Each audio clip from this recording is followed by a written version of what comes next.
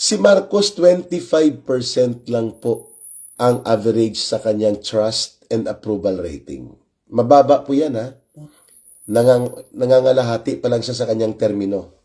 Mababa po yan at tuloy-tuloy na nakikita natin na hindi siya umaangat lagpas pa sa 30% sa anumang survey. Samantalang dapat ipanyuro itong si Claire Castro kay Millie. O nga, parang nawawala sa sarili. Parang kung sa mga libro, Doc Elmer, nagiging sisa. Crispin, Basilio, nasaan kayo?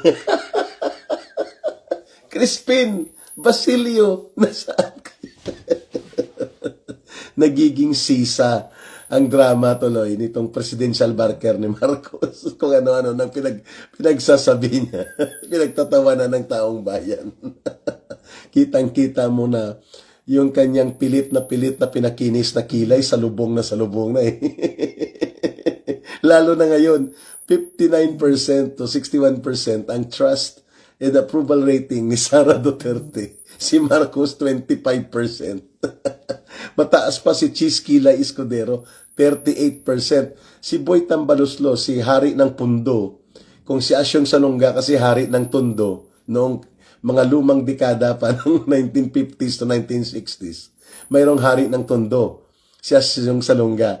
Ito namang Hari ng Pundo, si Martin Tambaluslos, ay 14%. Hinilot na siguro yun. Hilot na.